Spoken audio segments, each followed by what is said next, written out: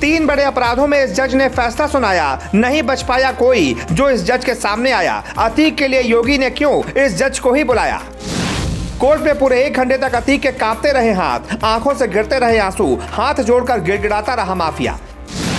जज का फैसला सुनाते ही अशरफ को गले लगाकर फूट फूट कर रोने लगा अतीक।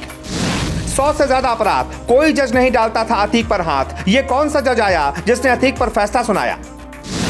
अतीक के लिए योगी कौन सा जज लाए जिसका चेहरा देखकर अतीक के भी हाथ पैर कपाए।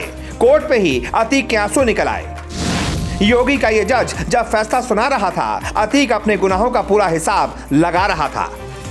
जी, आखिरकार एक ऐसा जज मिल ही गया जिसने अतीक अहमद को सजा सुनाने की हिम्मत दिखाई। नहीं तो सोचिए, इतने दशकों से मामले चल रहे हैं, उस पर 100 से ज्यादा केस हैं। आज तक कोई भी जज उसके खिलाफ इतनी हिम्मत नहीं जुटा पाया कि अतीक के खिलाफ वो केस हैंडल करे और उसे सजा सुनाने की हिम्मत करे।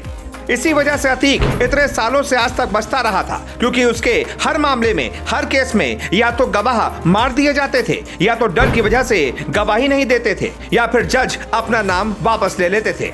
लेकिन आखिरकार शेर को सवा शेर मिल गया और इस सवा शेर ने ऐतिहासिक फैसला सुना दिया। वो अतीक जो जेलों में गैंग चलाता था, कोर्ट कचहरी तो सब उसके घर ही जैसे थे। मूंछों पर ताव देकर, सामने वालों की आंखों में आंखें डालकर बात करने वाले माफिया का जब समय बदला तो योगी राज में वो जज साहब से नजरें मिलाने तक की हिम्मत नहीं कर पा रहा था। न उसकी पुरानी अकड़ दिख रही थी, न पुराना रंग दिख रहा था। सारी रंगत गायब थी। जज साहब फैसला सुना रहे थे और अतीक बस चुपचाप सुन रहा था। मात्र चंद मिनटों की जगह में उमेश के साथ अतीक अहमद के गुनाहों का पहला इंसाफ हो गया। कोर्ट ने इस मामले में अतीक अहमद समेत 3 आरोपियों को दोषी करार दिया है। प्रयागराज की एमपी एमएलए कोर्ट के फैसले ने दशकों से चले आ रहे माफिया अतीक अहमद के खौफ का भी अंत कर दिया है। जैसे ही जज साहब ने सजा सुनाई, अतीक अहमद फूट फूट कर रोने लगा। ये देखकर उसका भाई अशरफ भी वहीं पर रोने लगा। इससे पहले प्रयागराज की स्पेशल एमपी एमएलए कोर्ट का सीन काफी ज्यादा फिल्मी रहा। अतीक अहमद और अशरफ के आगे पुलिस की वैन थी, पीछे पुलिस की वैन थी, सनसनी पैदा करने वाली सायरन की आवाज थी। हर तरफ बस यही शोर था, अतीक आ रहा है, अतीक आ रहा है। फिर अतीक का सामना हुआ जस्टिस शुक्ला से, जो वही जज हैं जिनके आदेश के बाद ही अतीक को साबरमती जेल से यूपी लाया गया था। ये वही जज हैं जिन्होंने इससे पहले भी कई माननीयों पर अलग अलग मामलों में सजा सुनाई है।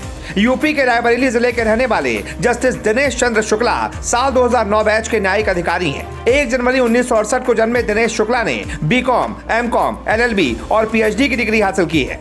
न्यायिक सेवा में आने के बाद 21 अप्रैल 2009 को उन्होंने भदोही के ज्ञानपुर में बतौर जुडिशियल मजिस्ट्रेट अपने करियर की शुरुआत की थी। साल 2011 में वो इलाहाबाद के एडिशनल सिविल जज के रूप में तैनात किए गए थे। इसके अलावा उन्होंने ADJ Jhansi, additional district session जज इलाहाबाद और मेरठ में डिस्ट्रिक्ट लीगल सर्विस अथॉरिटी के सचिव के पद पर भी सेवाएं दी हैं।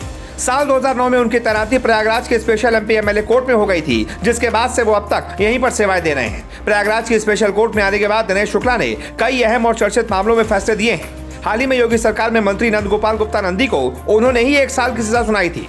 बेखौफ और निडर जज ने नंदी को यह सजा साल 2014 के लोकसभा चुनाव के दौरान एक मुकदमे में सुनाई थी। उन पर आरोप था कि उन्होंने सपा नेता रेवती रमन सिंह की जनसभा में हिंसक हमला किया था। इस मामले में उन्हें 1 साल की कैद और 5,000 रुपए के जुर्माने की सजा सुनाई गई थी। इसी साल प्रतापपुर से सपा विधायक विजमा यादव को भी 22 साल पुराने मामले में दिनेश शुक्ला ने 1.5 साल की सजा सुनाई थी। प्रयागराज के जिला बार एसोसिएशन की ओर से बताया गया कि उमेश पाल अपहरण मामले को छोड़कर मंगलवार को एमपी एमएलए कोर्ट में किसी भी अन्य मामले की सुनवाई नहीं हुई। अतीक को लेकर सुरक्षा के पुख्ता इंतजाम थे, क्योंकि प्रयागराज अतीक का गढ़ है।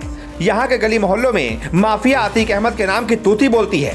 अपराध से शुरू होकर राजनीति की सीढ़ियां चढ़ने के दौर में किसी ने भी अतीक से टकराने की कभी कोई कोशिश नहीं की। जो भी सामने आया, अतीक ने उसे निपटा दिया।